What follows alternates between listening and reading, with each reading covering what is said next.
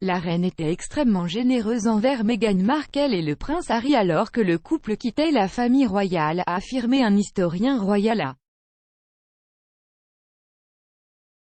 Meghan, 40 ans, et Harry, 37 ans, viennent de terminer une tournée bien remplie à New York, leur premier grand voyage depuis qu'ils ont quitté la famille royale. Le duc et la duchesse de Sussex ont rencontré le maire de la ville, Bill de Blasio, et la gouverneure de l'État de New York, Kathy Hochul, et ont visité le mémorial du 11 septembre. Meghan a également lu aux élèves d'une école de Harlem son livre pour enfants The Bench dans le but de promouvoir l'alphabétisation. Meghan et Harry ont terminé leur voyage lors du concert caritatif de Global Citizen où ils sont montés sur scène pour exiger une plus grande équité du vaccin Covid-19. Le couple est ensuite retourné en Californie et est retourné dans son manoir du quartier étoilé de Montecito. L'enclave verdoyante abrite d'autres célébrités telles que l'amie du couple, l'animatrice de talk-show américaine Oprah Winfrey, qui était l'invitée de leur mariage. Depuis que les Sussex se sont séparés de la famille royale et ont déménagé aux États-Unis, Harry a traversé l'Atlantique à 2 reprises. Il est retourné au Royaume-Uni pour les funérailles de son grand-père, le prince Philippe, décédé en avril et pour dévoiler une statue de sa défunte mère, la princesse Diana. Meghan n'est pas encore retournée au Royaume-Uni. L'une des prochaines grandes occasions pour la famille royale est le jubilé de platine de la reine l'année prochaine, qui célébrera ses 70 ans historiques sur le trône.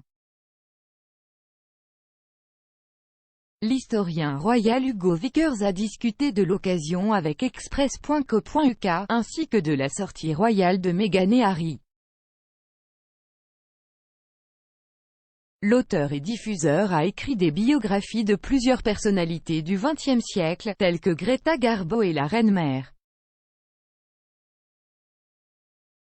Il a également été président du Jubilee Walkway Trust et du Commonwealth Walkway Trust et a participé à une partie de la planification du jubilé de l'année prochaine.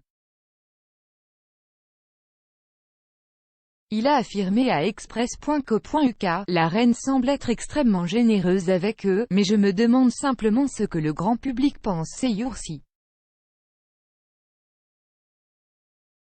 Monsieur Vickers a également discuté de l'interview explosive de Meghan et Harry avec Oprah Winfrey qui a été diffusée sur CBS en mars. Au cours de la discussion explosive de 2 heures, Harry a déclaré qu'il avait une très bonne relation avec sa grand-mère, la reine, et lui avait beaucoup parlé l'année dernière. Meghan s'est également ouverte à Oprah sur les pressions d'être sous les projecteurs des médias. Elle a déclaré à la star américaine qu'elle avait demandé de l'aide pour gérer la situation auprès d'un membre senior de la famille royale. Elle a déclaré, et donc, je suis allée aux ressources humaines et j'ai dit, j'ai besoin d'aide.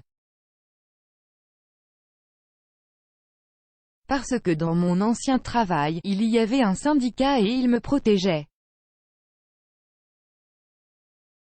Et je me souviens de cette conversation comme si c'était hier parce qu'ils ont dit « Mon cœur va vers vous parce que je vois à quel point c'est grave, mais nous ne pouvons rien faire pour vous protéger parce que vous n'êtes pas un employé rémunéré du institution. »